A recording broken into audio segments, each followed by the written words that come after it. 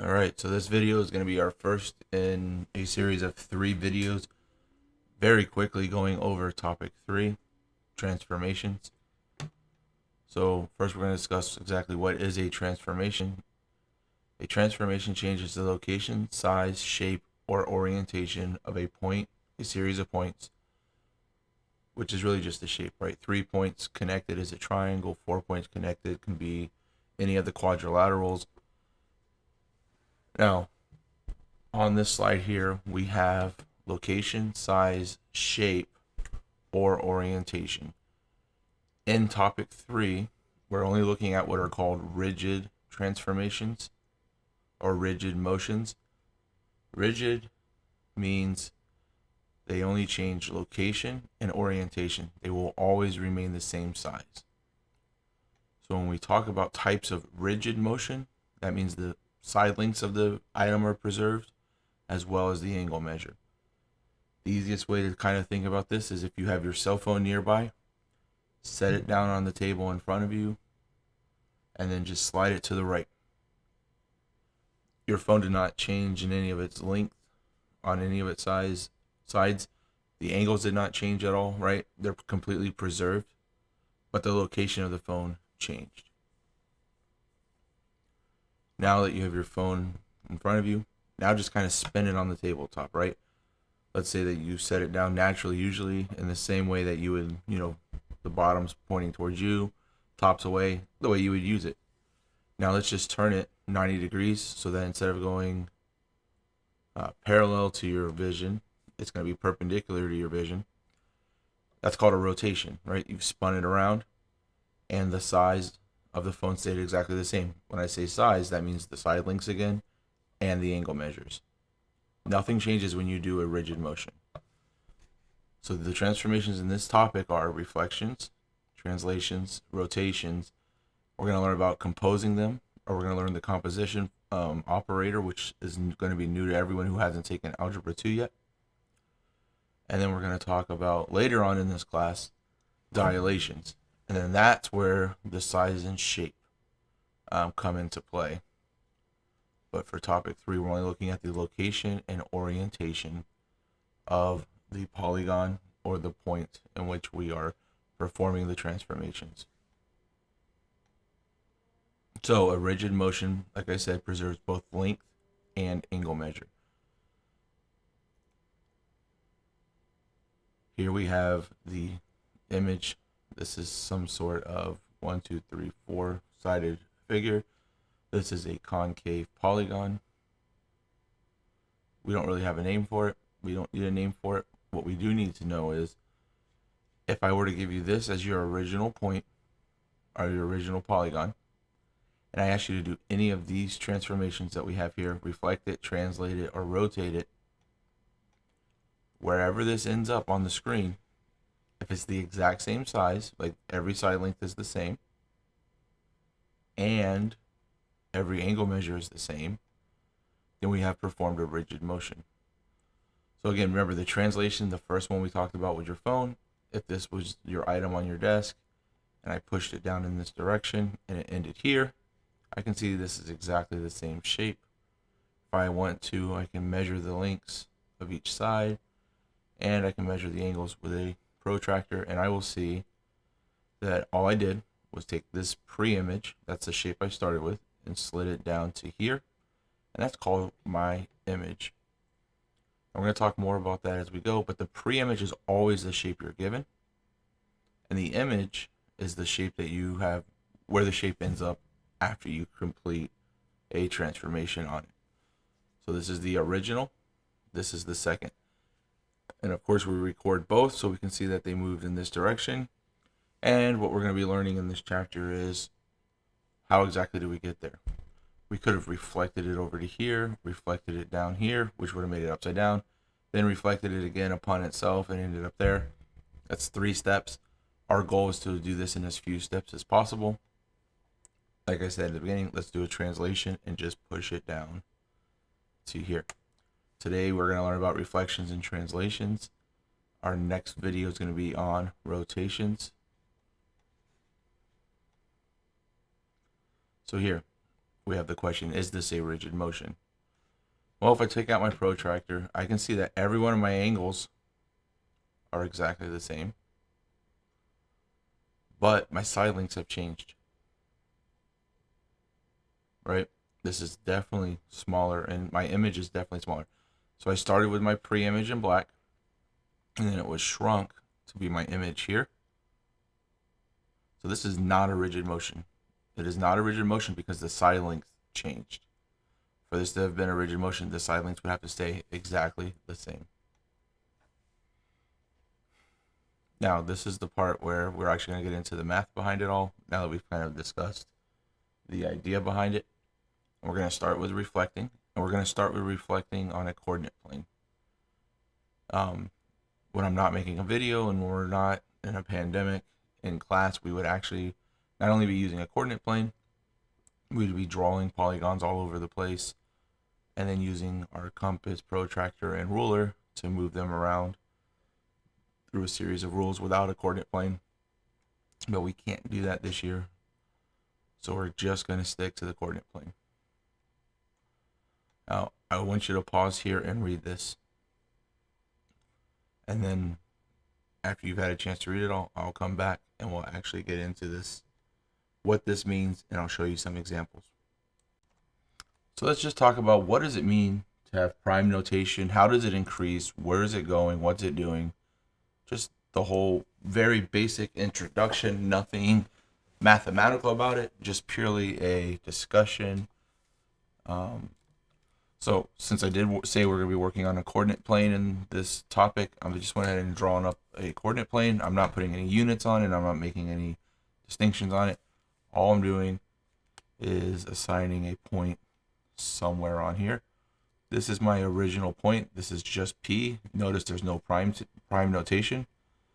Because this has no prime notation, this is my pre-image. And now what I need to do is just perform some transformations on this, right? Point P, let's just say I translate it. Let's go back to red. Let's say I translate it and it ends up over here.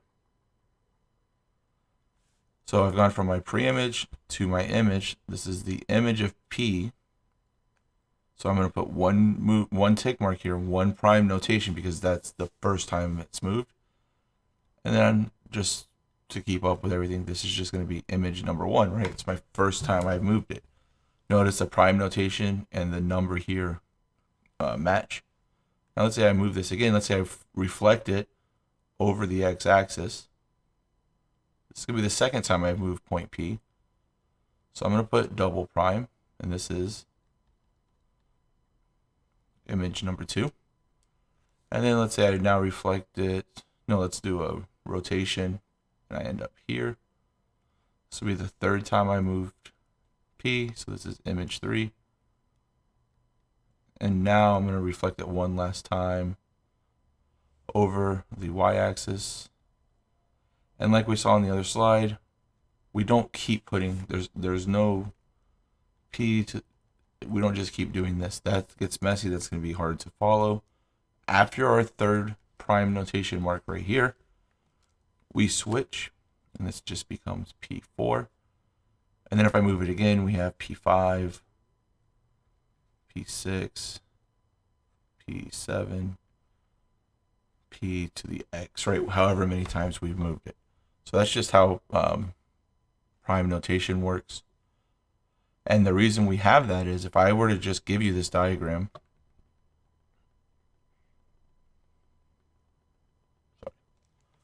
I just gave you this diagram and I said, given P, that's up here, which of these is our third image? I would just check my prime notation, and I would say that P triple prime is here, and let's just give it an arbitrary value. And then I can say, give me the coordinates of the third image. You would, again, like I said, check for triple prime, and that would just be -4, +3. That's prime notation in a nutshell. All right, so let's look at moving just a point around. So I have my coordinate plane.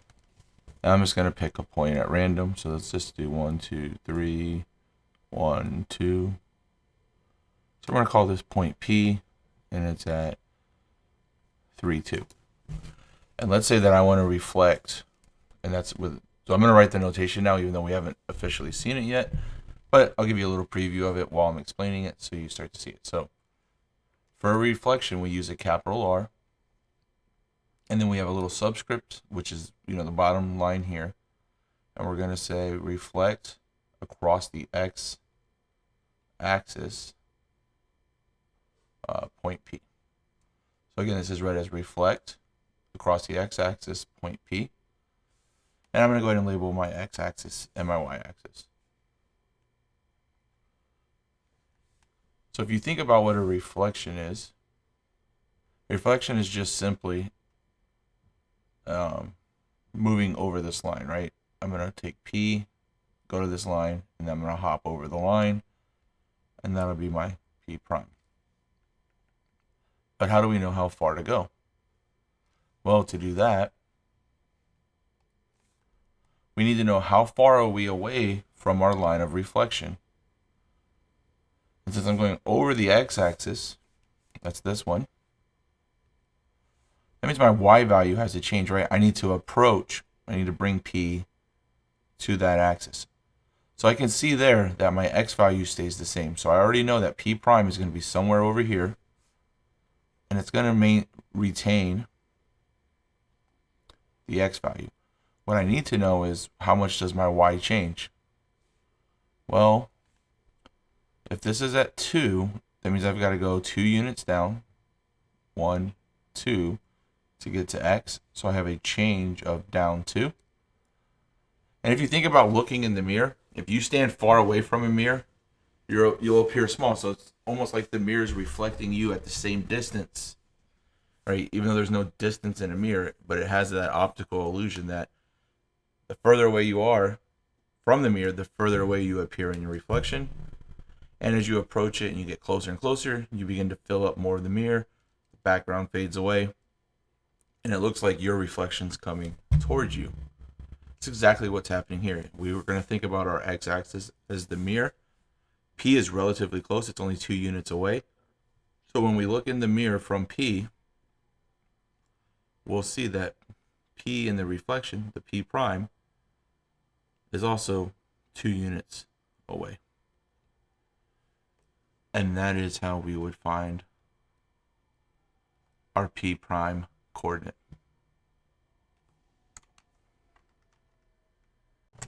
All right, so now that we know capital R is for reflecting, and this subscript tells you what line to reflect over. This line happens to be the x-axis. We're going to label the point we're going to draw point P, and it's going to be at 2, -1. We're going to go ahead and do exactly what this transformation tells us to do. And to do that, we're going to see how far away is it from our line that we're reflecting over. So how many units would it take to go from the x-axis to point P? We're 1 below, so we need to just be 1 above for P prime.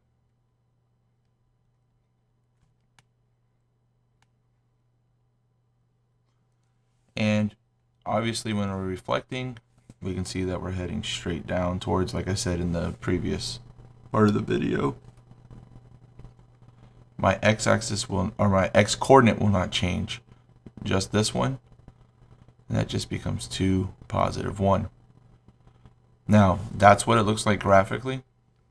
What you want to do here, if you just want to do it straight up mathematically, is if I'm flipping over the x-axis, that means my y has to change. And since it needs to be the same distance, I can just multiply this number by -1, and it'll give me my new y coordinate. And I can do the same thing when I flip over the x-axis, except for I always do the opposite. We'll do that one next. Give me 1 second to set it up. So let's look at reflecting over the y-axis, the point S at 3, 4. So I need to go ahead and mark this up.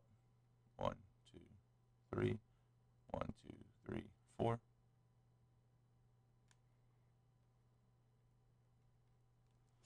And then the question becomes, how far away is my point from the axis I'm flipping over? 1, 2, 3. So it needs to go 3 to the opposite side. 1, 2, 3. And this point is now at -3, +4. Now, just like on our previous example, the coordinates look almost exactly the same, except for one of them was negated. Because I'm flipping over the y-axis, the x coordinate is multiplied by -1. And that gave me 3, sorry. That would put me back, right? If I flipped it back over, it's going to put me right back where I started for my s prime. And then I could check it here again. Just multiply my x coordinate times -1, and I get -3, 4. The next one I want to talk about is our x-axis, -2, 0. And that's a very special, is what we'll call a special case. Because the question becomes, if I'm at -2, 0, and this is point R, and I'm flipping over the x-axis, how far away is this point from the x-axis? Well, 0, right? It's on the line. So if the point is on the line of reflection when I'm flipping it, you actually get the exact same point. So R and R prime are both -2, 0. And then we can look at this one really quick too, since it's kind of the same idea. But I guess here this would be even more of an extreme case. Since we're flipping over the y-axis, we're going to look at our x. There is u. And if I flip this over the y-axis, it's not going to move. So I also get u prime there as well. So we didn't talk about this one. And we didn't talk about this one. I want you to pause the video and try those two. And I'm going to give you the answers when you get back. All right, so for Q prime is going to give me, flipping over the x-axis, which means I'm going from up here to down here. That means my y needs to be negated. And I can see that my x value doesn't change, so Q prime will be that. So all I did here is keep this, since it's the axis I'm flipping over, and then multiply this by -1, and I get my answer. For this one, I am flipping over the y-axis. That's from left to right. I'm starting here. I'm going over that axis. I can see that my x's have to change.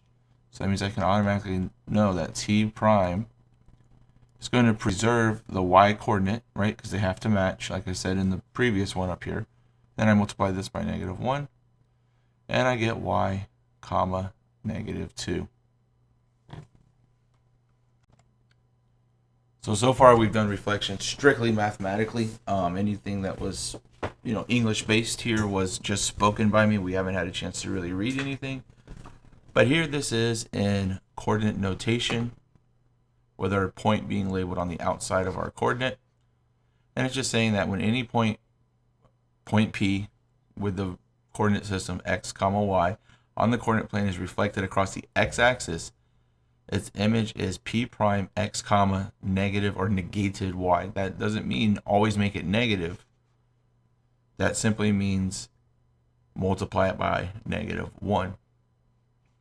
When any point P x, y on the coordinate plane is reflected across the y-axis, its image is P prime negative x, or multiply the original x by -1, y.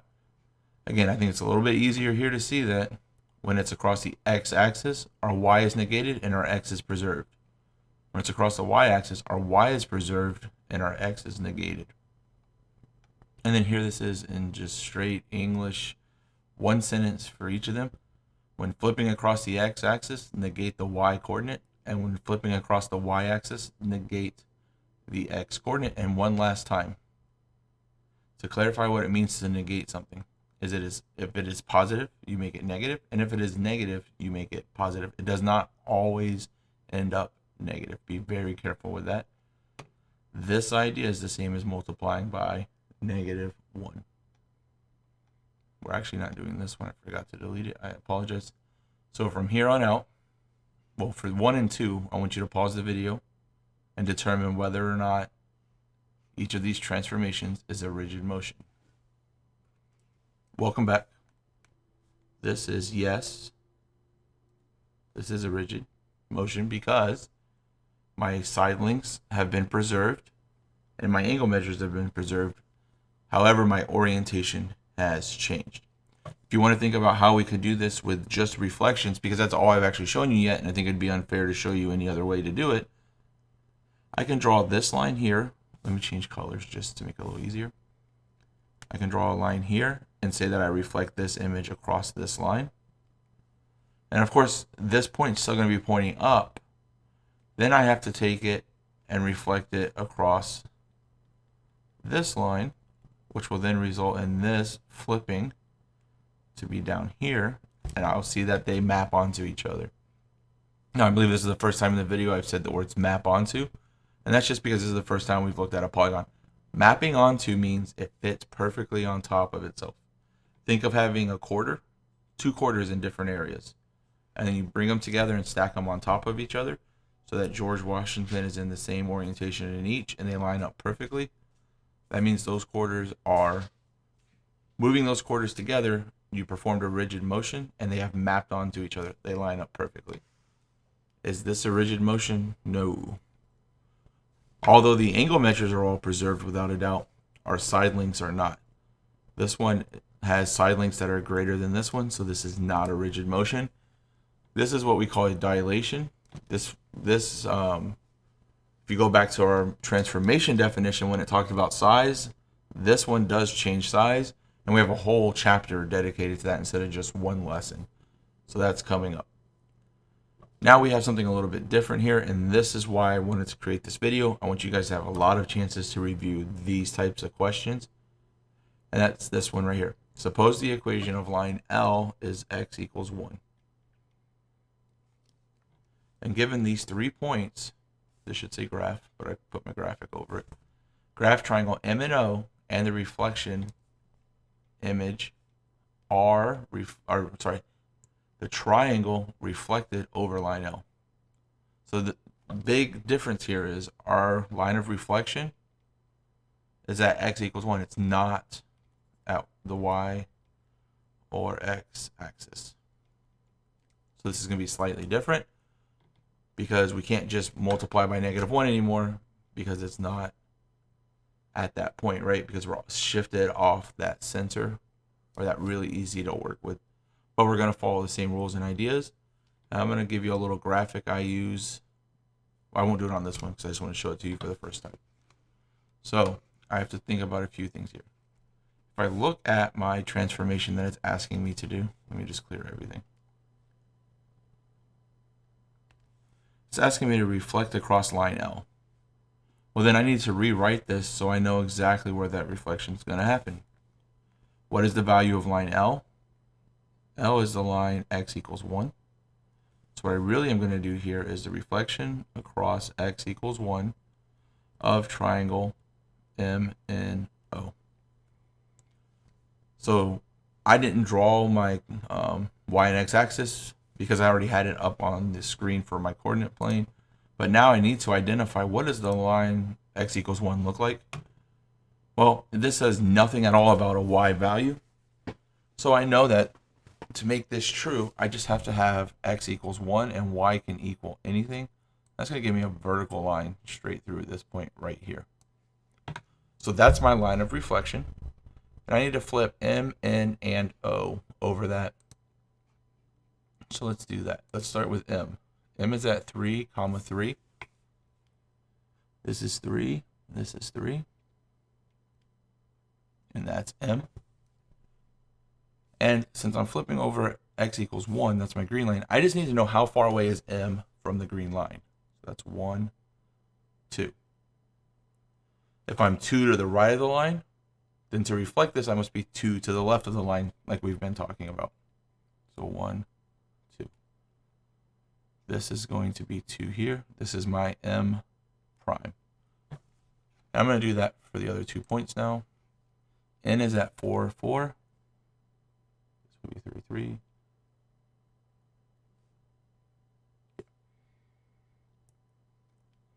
And now I just need to know how far is N from my line of reflection. I can count from the line of reflection as well. 1, 2, 3.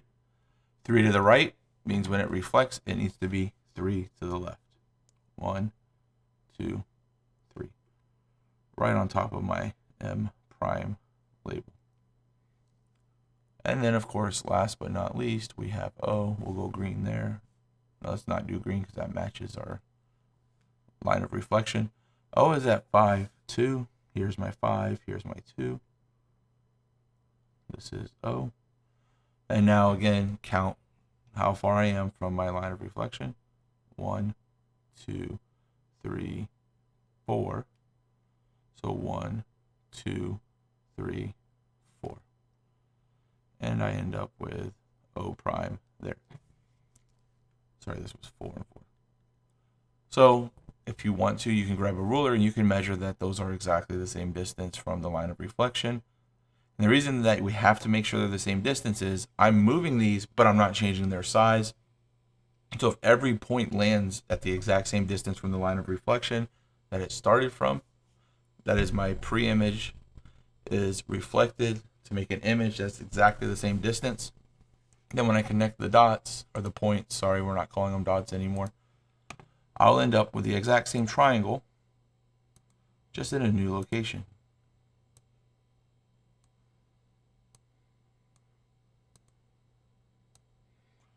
So let me see if I can erase a little bit of this.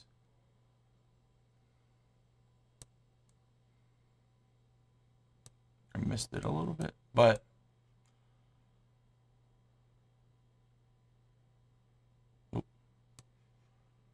let's put this one back. I can see that these are the same triangle, just what's happened here.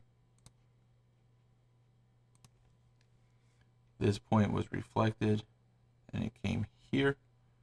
This point was reflected and it came here. This point was reflected and it came here. And this is definitely a rigid motion because these are the exact same size and the angles are the same. They just are in a new location. This is our summary. This here on the left we did not do in this class this year so far. Once we're all back together, we'll actually do this.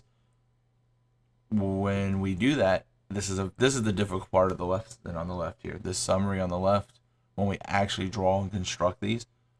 We haven't done any constructions yet this year. Hopefully we can do them in quarter 3 and 4 if everything's getting back to normal. But we will do them and we will find a way to do them online if we have to. It just is a little bit more difficult when we can't work together to manipulate the tools. That being said, let's start translations. I'm going to come back to this slide. I want to just start by talking about what a translation is. So remember before I mentioned a translation just being kind of like moving something.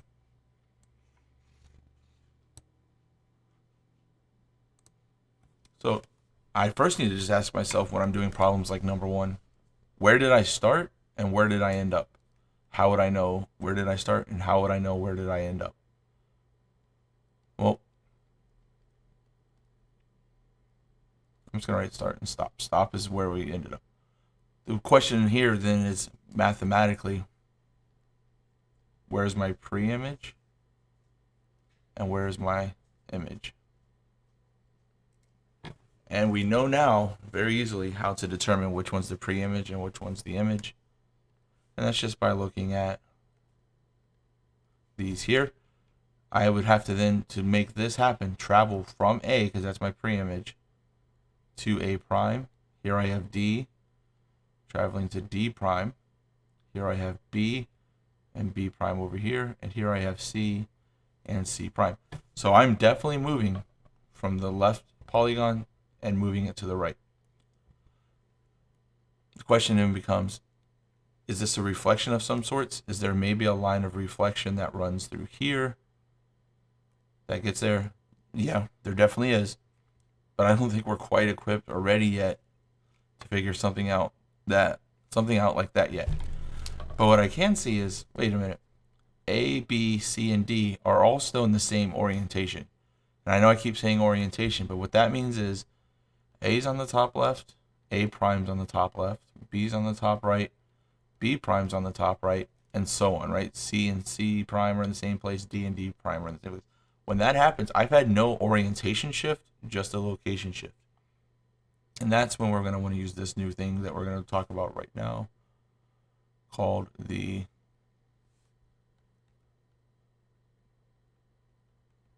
translation.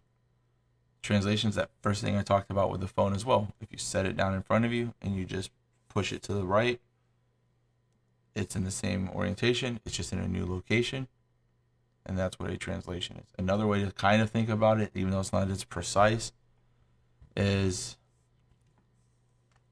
the word translation typically brings up the idea of, converting an idea or a thought from one language to another. And a proper translation preserves the meaning, the intention, the emotion, everything behind the statement or the question or the conversation from one language to another. This is the same idea as if I were to say, I'm moving this from English to Spanish. If I do it properly, the meaning's preserved, the inflection, I'm avoiding idioms, everything, my point is made very clearly with no change. That's the same thing if I translate a polygon properly. Wherever it ends up, nothing's different, and it's understood to be exactly the same. So let's talk about how we calculate a translation. Translations are just how much did the X change and how much did the Y change. But remember, when we talk about X and Y, if it goes positive, that means it's to the right. If it's negative for X, it's to the left. For Y, positive is up and negative is down.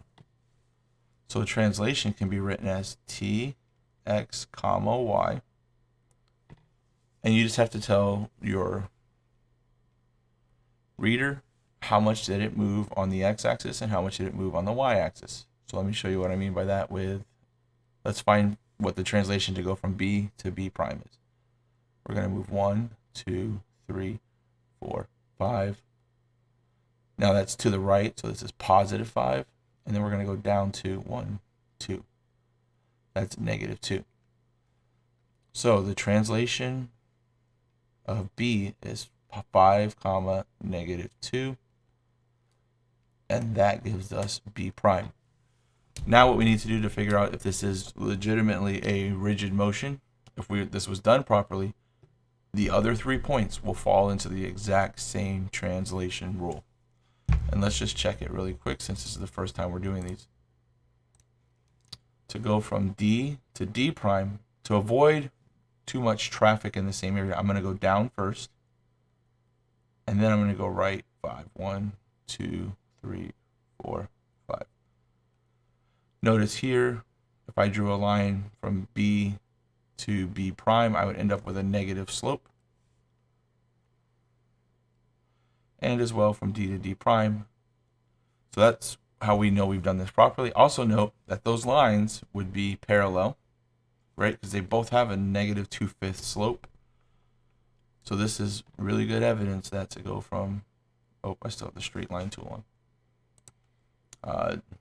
We're still going 5, negative 2 to go from D to D prime. What I want you to do is verify that this remains true to go from A to A prime and C to C prime. If you count these out and you do not end up with the translation 5, comma, negative 2, that means each point moved 5 to the right and down 2, then we do not have a rigid motion. Going from the pre-image to the image, it changed size, it changed shape. Go ahead and work those out before you watch me do the next one. All right, welcome back. Thank you for pausing. Let's talk about the next one. I'm only going to do one example, and then I'm going to ask you to verify with the rest. And I'm just going to choose from P to P prime. So I'm going to say the translation rule X, comma, Y of P 2p prime is, right, that's really my question. What did I have to do to p to get p prime? And I'm going to say that rule is 1, 2 to the right, 1 down. So I'm going to say the rule is t, my x is 2, my y is -1, and I had to apply that rule to p. And that is my translation. Now there's something interesting here that I want to talk to you about. I'm not using regular brackets, right? If I were to tell you what this actual p prime's point is, I would say it's 1, 1. That's our parentheses. Those denote a position on the graph, right? That's a coordinate. What these are called, these brackets are, means we're talking about vectors. Vectors are a direction that something's moving. And one really nice thing about vectors is they can be added together to see where their final result would be. Now that may not make a lot of sense right off the bat, but let me show you what I mean. Oh, I don't think I want that color.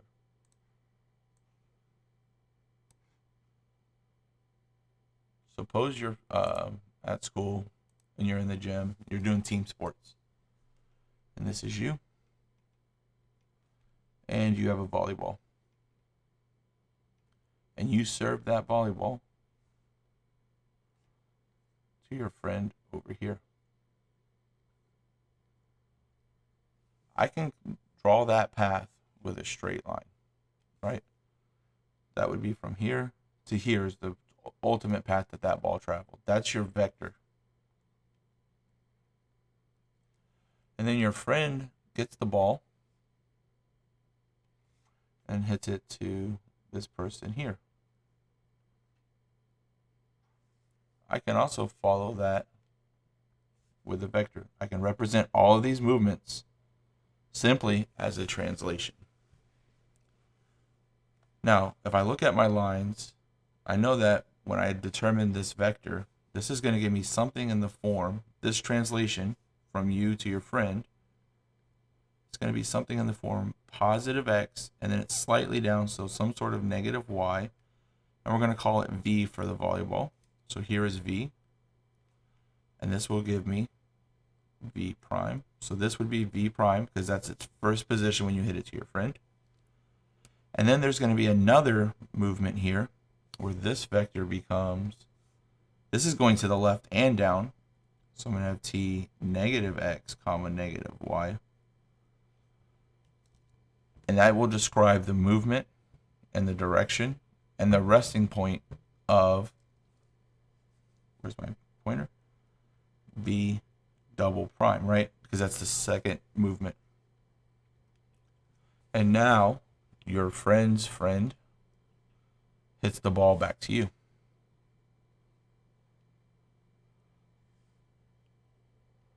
This can be described again as,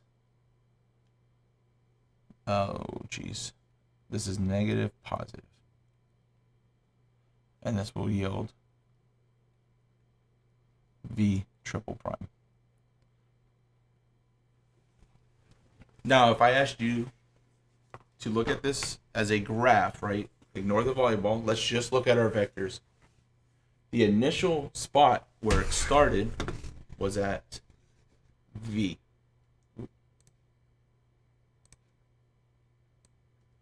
And then you hit it to your friend hit it to their friend, and that person hit it back.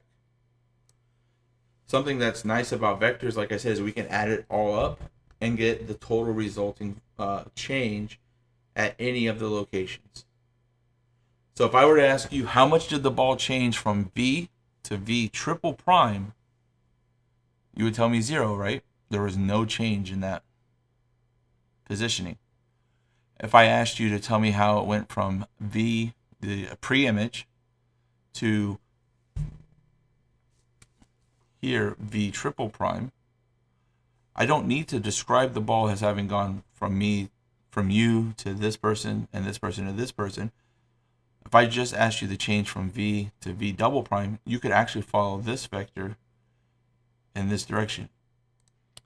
So here we go. We're starting with V. I went ahead and labeled it because we already know the order that the ball travels in. So we start at V. We hit the ball to V prime. That's our friend. Let's say that the translation for this was T, comma, 3 and -1 because it did slightly decrease in height. Then your friend hits the ball from here to here. Now we have a problem. Well, we don't have a problem. I don't know why I said a problem. It's not that we have a problem. We have a very different vector here. My translation here is that it's going left and down, so those are both negative.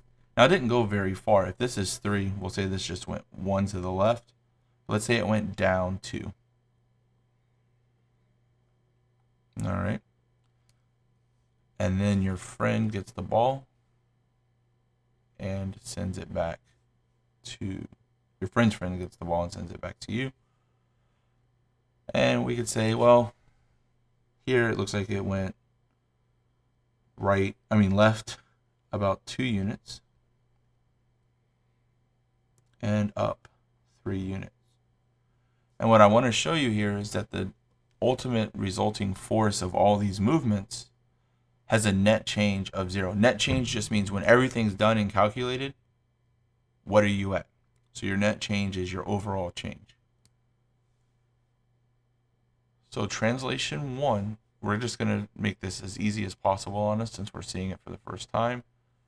We're going to say that V started at 0, 0, right? That's the origin. Origin means starting point.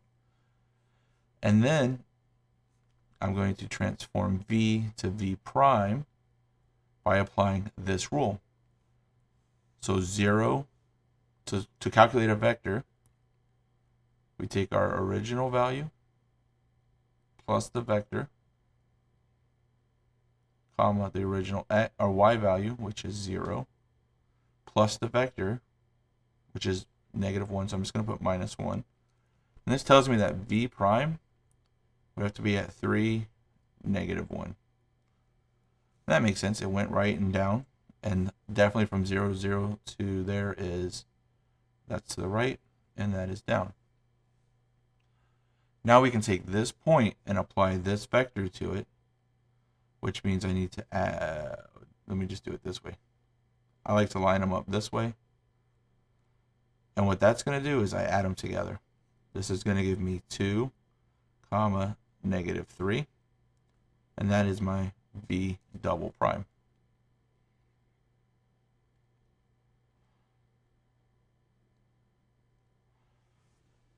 So we can see that the ball is definitely moving around my coordinate plane, even though I didn't draw a coordinate plane.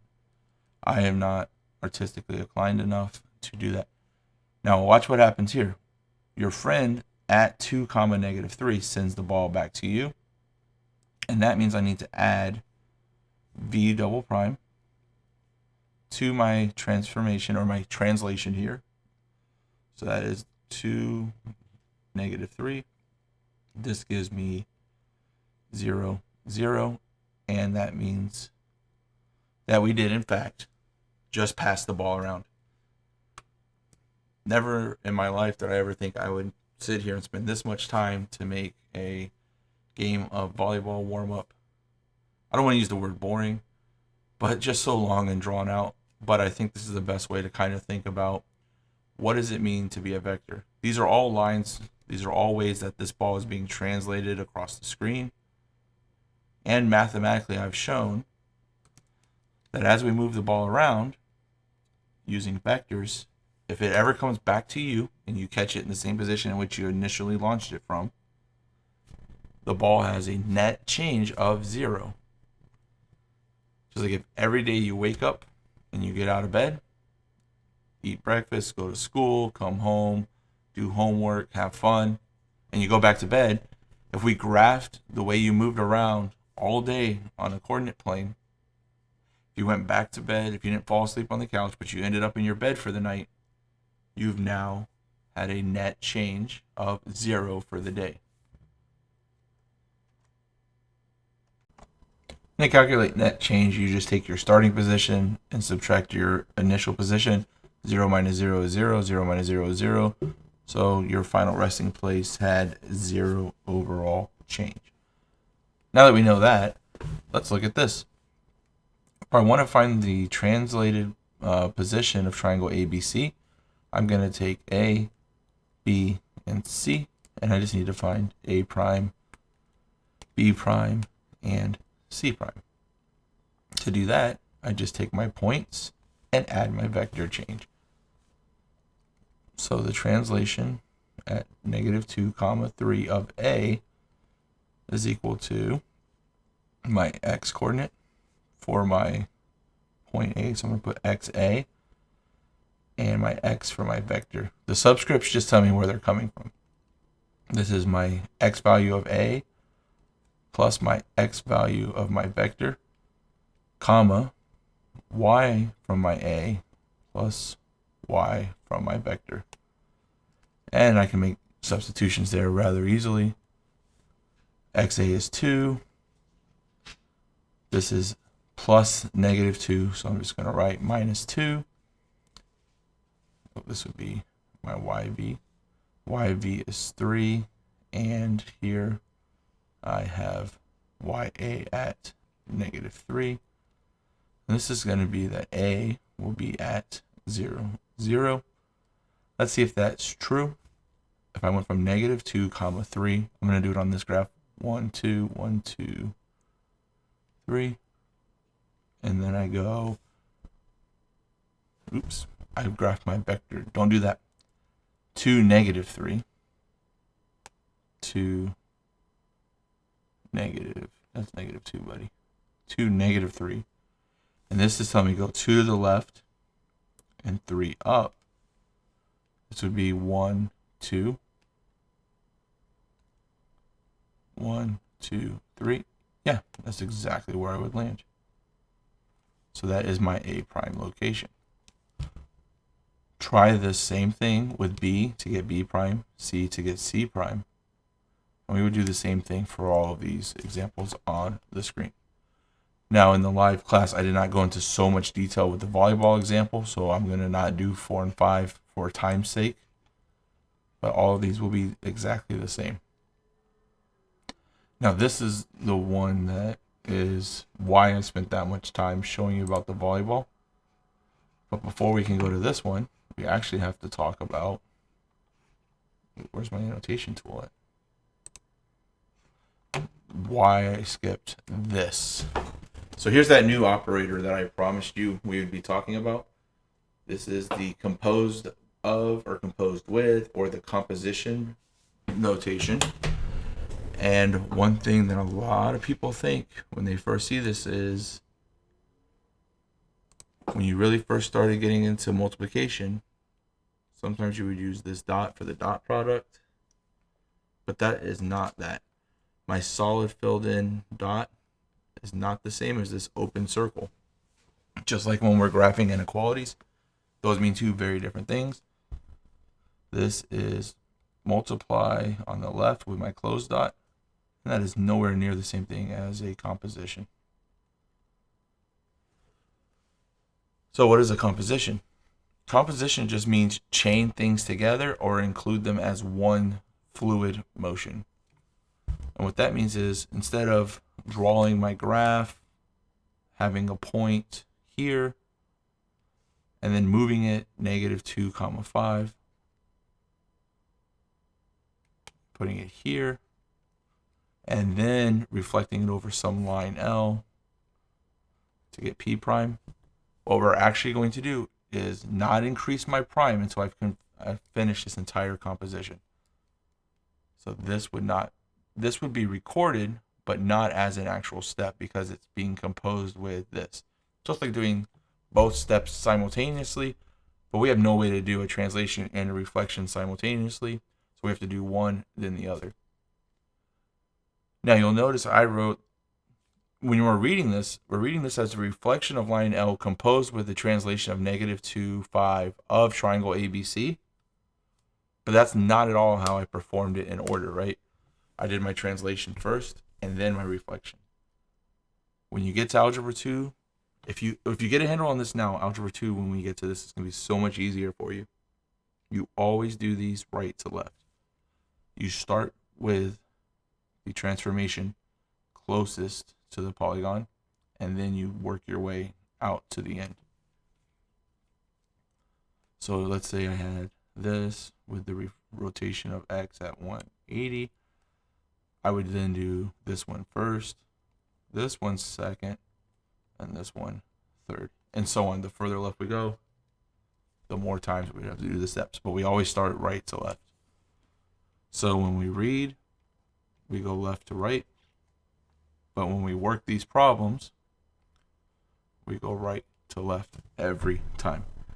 If you guys miss anything on this test, generally for this lesson, it's this right here. You work it left to right, do all the steps flawlessly, end up in a completely different position than you're supposed to. So this is an open notes test this year. Please put it in here. Make sure you note this somewhere, that you are working these right to left. Start with the transformation closest to the polygon that it's given. All right, so now we can go back and look at the problem we just had on the screen.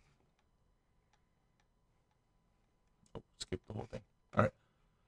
So with that being said, and what we just did in the last slide where I showed you with the volleyball that you can add vectors together, let's look at what this would look like and how we could just kind of clean this up and simplify it. So your limousine driver, and let's say that you have your warehouse or your base of operation, I don't know what you would call your hangar. Let's just make it sound like that. So it's asking you, if you drive your limousine through the city from its starting position, how would you describe the route in words? Well, here you would say, because I'm reading left to right, but I'm going to work this direction. Go back to this tool. I would say when I leave my place of business where I store my car, I'm traveling left 23 blocks, and I'm going to turn and go south for 3 blocks. So that would be something like this. Get out, drive, left 23 blocks, and then south 3 blocks. We'll call this point L for the limousine's position. And then this would just be point L. But because this is being composed, we're not going to increase the prime yet. We also need to do this rule. So let's say we leave, we drive to this point, we pick up our passenger or customer for the night, and they want to go somewhere that's 10 blocks to the right and 2 up. That would be somewhere about here. Now, we can describe it as both of these translations, or if someone at our company says, hey, I need to go check the limo, they said the battery's dying, right? And then before their customer gets out, we want to have it fixed. So we're going to dispatch somebody. Are we going to ask them to drive 23 units to the west, 3 down, drive past the person's house, and go 10 to the right and 2 up? Or can we just tell them this? Because this means do these in order, and we know we can add vectors together. Where I send my mechanic would be at 10, because that's one of my translations, minus 23, comma, 2 minus 3. And the ultimate net change here is at negative 13, negative 1. And that just helps us tell the mechanic, yeah, they did go out to pick up the customer. They've already made it to where they wanted to go for the night. While they're inside doing their thing, we need you to get out to the limousine and fix the battery, replace it, whatever it needs to be done. And instead of doing all this driving around town, just go 13 blocks west and 1 south, and you'll find our car. So just remember, you can add your vectors together if they're chained together. And it doesn't matter how many there are. We can have T, X1, Y1 composed with T, X2, Y2 composed with T, X3, Y3. And all 3 of these can be added together. To get that final transformation, we can say X1 plus X2 plus X3, comma, Y1 plus Y2 plus Y3. and then we wouldn't have to send out our mechanic to all these positions. He would know that his next job is just straightforward at that final resting place. So that's just one interesting you can do with vectors. I know I'm going into a lot of detail here for geometry, but if you get this under control now and you start internalizing it now, your calculus class will be a little easier when you get to this part.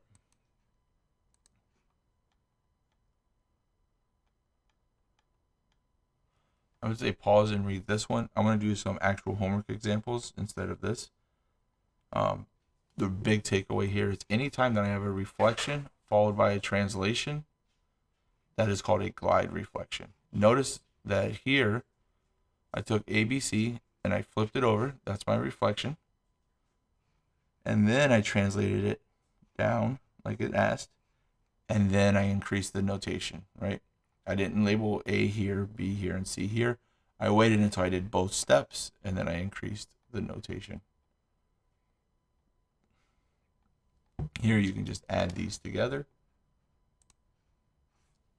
This would be the same as the transformation at 4 plus 3, comma 5. Oh, force a habit there. 5 plus 1. This would give me a resulting vector of 7, 6. And that is that. Try those two for me. You can put in the comments of the video. Let me know you watched this far into it. And I would appreciate it. And then you guys can kind of do a self-check as your peers answer it. You can see if you guys all get the same answer. But what I want to do here is talk about these problems. This is what your homework looks like. What we've been working on is what your test looks like. I know this homework is difficult, and we need to do it this way now so we're more prepared for a future lesson. So I want to see both ways. I'm going to set up a way that I do this. I do not like drawing the graphs over and over again. It feels to me like it's kind of cumbersome, especially when I'm given 90 minutes or less realistically to complete something. So I've kind of come up with this idea of, well, how do I figure this out? I know that we're starting at 2.5 and we need to get to 6.1. And if I kind of think about that, my X changed and my Y's both changed. So this isn't going to be a straight line, right? This isn't going to be vertical or horizontal. It's not going to be one of the axes. So actually on this one, we've got to do quite a bit more. So let's do exactly that. And let me do the problem really quick. Just think about it so I can put the steps down before we do anything else. So our first thing is going to be to find the slope between A and A prime.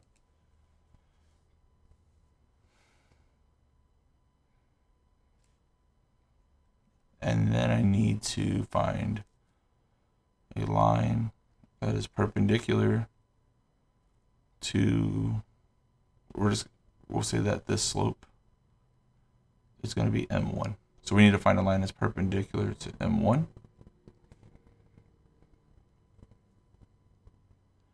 And since we know that a line of reflection must be equal on both sides, we are going to need the midpoint of the line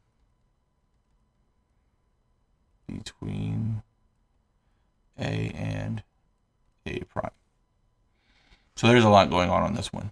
So this one I am going to go ahead and draw the graph just so you can see everything that I'm thinking in my head. I think it would be unfair to ask you to try and do this while I am doing it in my head. So let's just say A is at 2.5. So here's 1, 2, 1, 2, 3, 4, 5. I have to switch over to this. And where was A prime? 6, 1, 2, 3, 4, 5, 6, and 1. So step 1 is to find the slope between A and A prime. Let's do this. I didn't change the color yet, did I? Highlight this in red because I'm going to, all of these steps I'm going to go ahead and just do in red. So visually what I'm going to set out to do is find the slope of that line.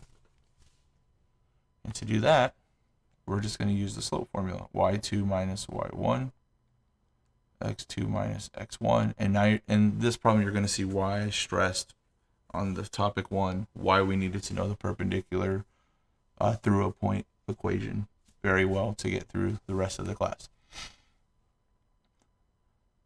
So I can pick these in any order. I'm just going to go ahead and say that I'm going to have 5 minus 1 and 2 minus 6. This is going to give me 4 and negative 4. And that gives me that my slope, m1, is equal to negative 1. So I'm just going to put that here. m1 is equal to negative 1. So the slope of this line is negative 1. For every unit I go down, I go 1 to the right. And then I will be able to travel from A to A prime. Now let's do this one in green. I need to find a line that is perpendicular to my first slope. Well, we know that to do that, we just need to ask ourselves, m1 times m2 is equal to negative 1, or what a number times negative 1, because that's our slope, equals negative 1. Let's make our substitution. Negative 1 times m2 equals negative 1. What must m2 be? m2 is positive 1. So now I have a line that will pass through here and be perpendicular to my line between A and A prime. And let me just show you visually why we need step 3. If I draw it here, it has a slope of positive 1. But if I reflected A over this line, I would end up somewhere out here. I need to fine tune exactly where these two need to cross so that this line, A to A prime, is bisected so that I have 2 equal length lines. And if I have equal length lines on each side of my new line in green, then I have properly done the reflection because they'll be the same distance from each part of that line. And that's why I need the midpoint of this line. And then once I have the midpoint, I'm going to have to find the line that passes through the midpoint with my new slope. I'm not liking this green very much. It's hard to see for me. So how do I find the midpoint between A and A prime? Well, I use the midpoint formula.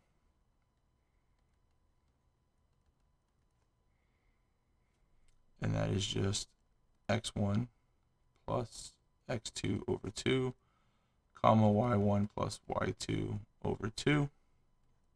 And I can do that again with 2 plus 6 over 2, comma 5 plus 1 over 2. This is going to give me 8 over 2 and 6 over 2. So my midpoint is 4, comma 3. Now, of course, I drew this, nothing's to scale. Let's see how close it looks visually. 1, 2, 3, 4, 3. It's not the worst that it could be, but this is now my midpoint. So had I been on a properly scaled coordinate plane, that would be my midpoint, and it would be precise. It's actually pretty close, luckily for us. And now my final step, and I didn't put it on here the first time because I didn't want you guys to be like, no, not this again, is simply this. What line is perpendicular to the line created by A to A prime, or in a much more concise way, line segment A, A prime? That list looks a little confusing at this point. We're still early on in the year. and passes through the point 4, 3.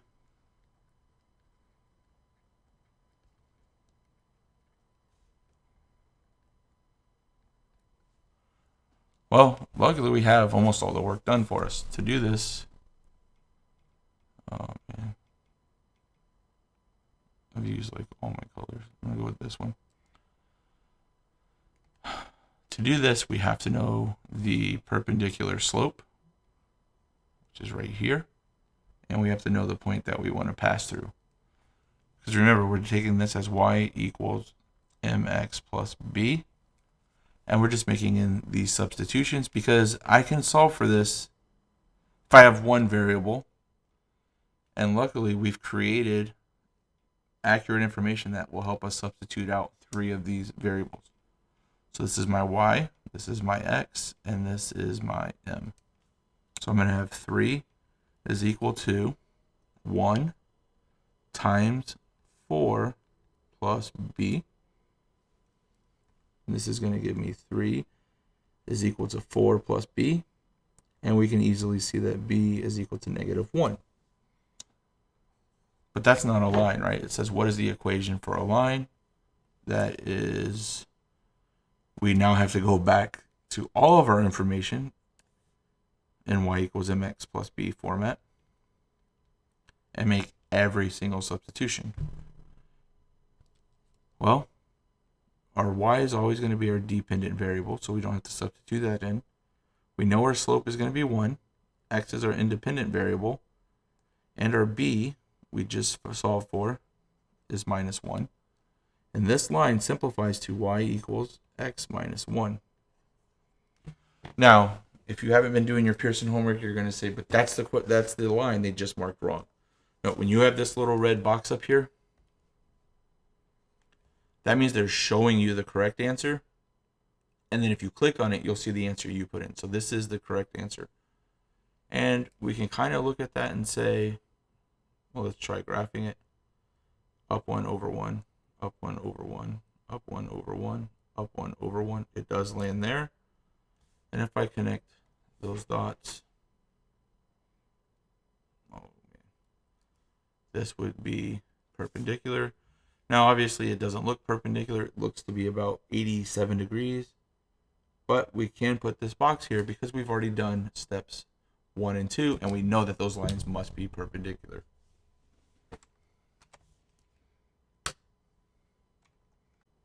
All right, this is one that we can do with my little system that I've devised, and I think helps us be more efficient as well as not have to graph every single time we do one of these. And to do that system, we are going to put I'm just going to build the model and then we're going to do it. So we're going to write our line of reflection here, our positive change, our negative change, and then I'm going to change colors because these we won't know. Actually, let's do final.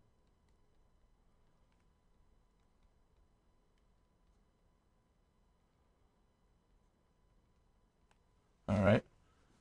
So what's happening here is in black, that's the information that we're going to be given, and we're going to have enough to figure out.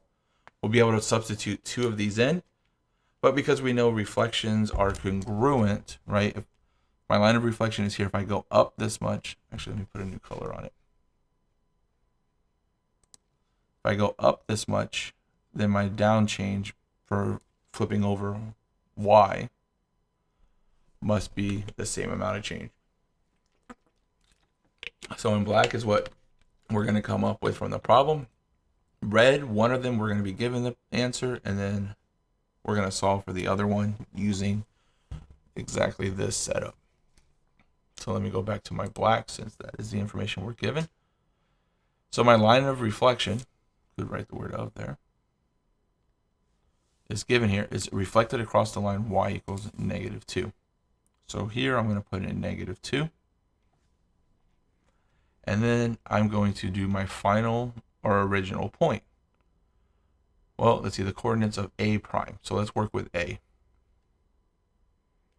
I have negative 5, 4. If I'm reflecting over y equals 2, rough graph here, sorry, negative 2, it's going to be this line. So that means I'm going to have an up and down change. That means my y has to change. So my point that I'm trying to reflect is 4. Now 4 is above negative 2, so this is going to be my original point here. And what I want to ask myself is, how much did this change in the positive, right? How many units did I have to move from negative 2 to positive 4?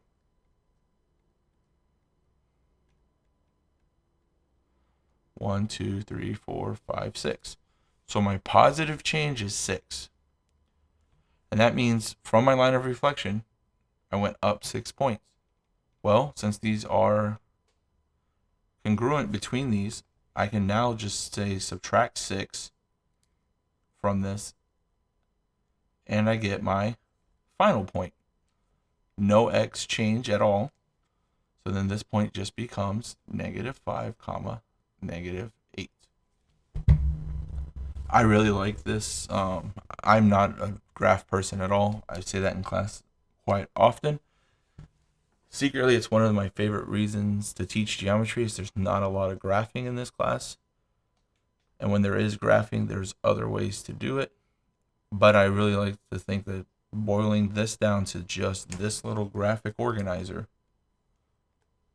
will be the most efficient way to do it. Obviously, if you guys need me graphing, I will always graph. Done quite a few graphs here to talk about it, because I don't want to leave you in the dark on what's in my mind. So now let's try point B. I'm going to do that over here.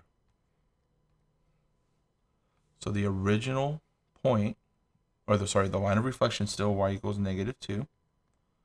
I know I'm moving up and down across that line, so I'm going to only look at this.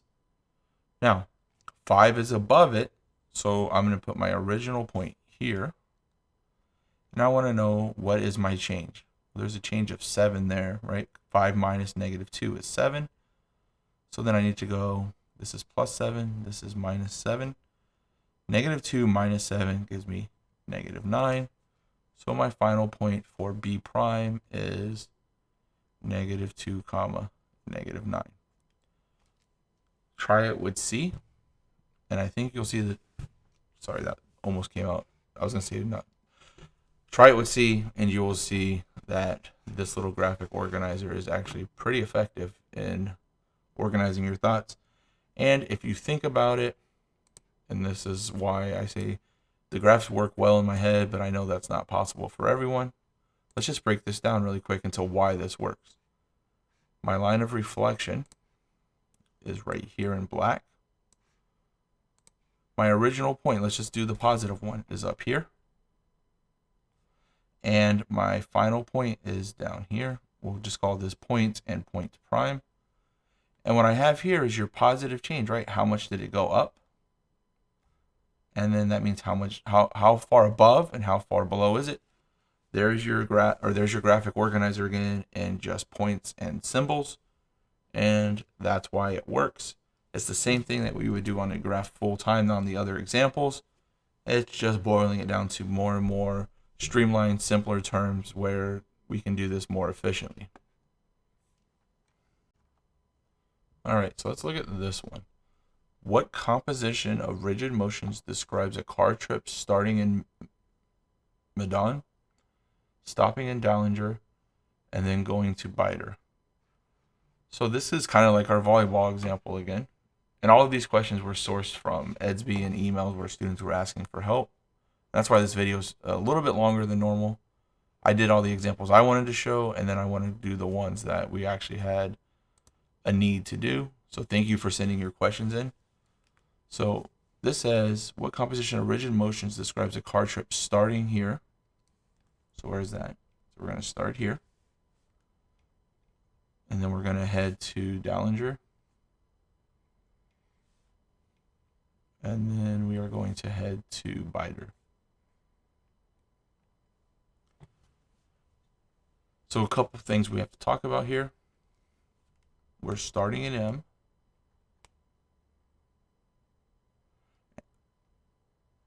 let's just do it in full words.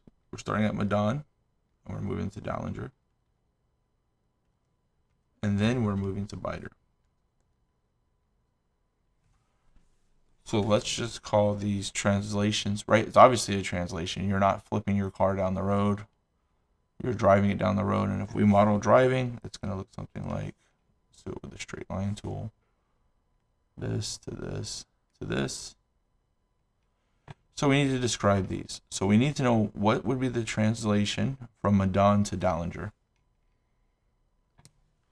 So Medan is at the point 50, 20.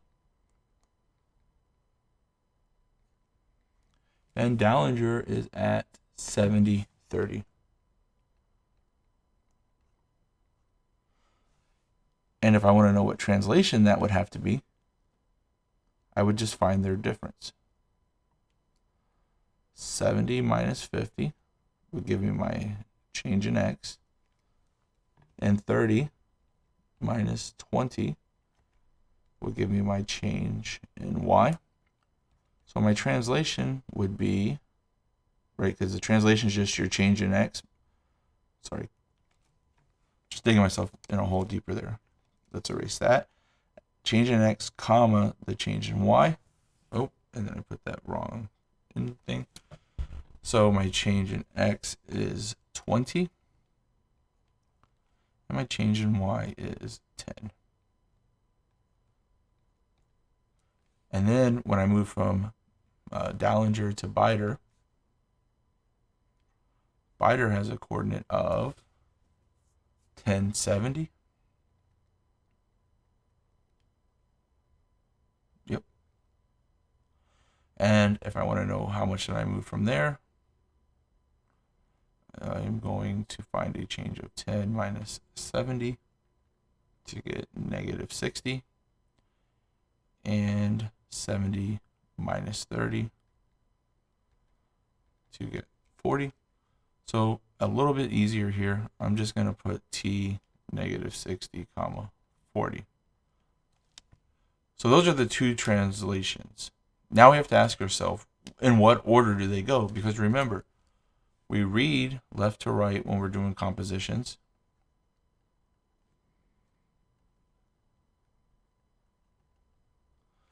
But when we work compositions, we go right to left. So I'm just going to transfer this up here. And over this, I'm going to put the translation that got me there. This is 20, comma 10. And this one is negative 60, comma 40. Now, I started here and I went here. So that means this needs to be my first action, and this is my second action. And since we worked them right to left, my translation overall becomes 2010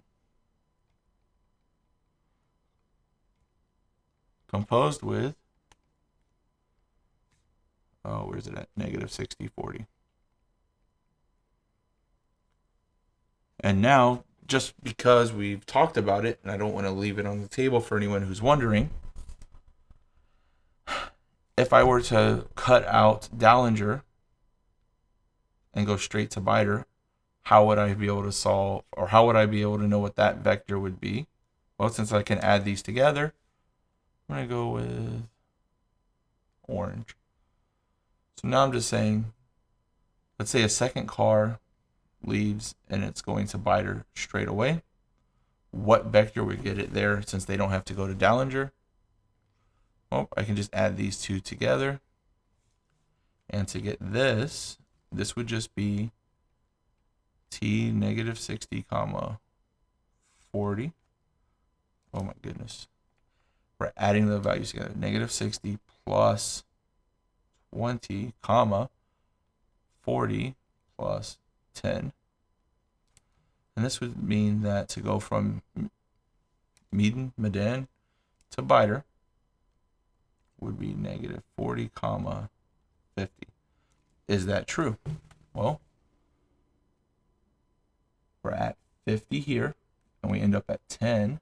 So that has a change of 40. And here we're at 20, and we go up to 70, and that gives me a change of 50 in my y. So yeah, we've done all that right. That's how you check vectors, by the way, if you ever want to do that, especially when you get to calculus and they're asking you for the net change and stuff. The vector is just that third line that connects them all, the other two, right? That's why I changed the color on them. Purple is the actual drive, but if I want to know the net change, I'm going to solve for the orange just to check all of my work. So this is a very long video compared to the rest, and that's because I wanted to do the full lesson with the examples I had. I wanted to go in greater detail because in this format, you guys are free to fast forward, rewind, or interact in any way that you want. So I wanted to cover as much as possible. And I want to show you as many ways to check it. I wanted to sneak in a little bit of the calculus stuff that you'll be learning early on in calculus. And I just wanted you to have a really good chance to understand everything we're talking about.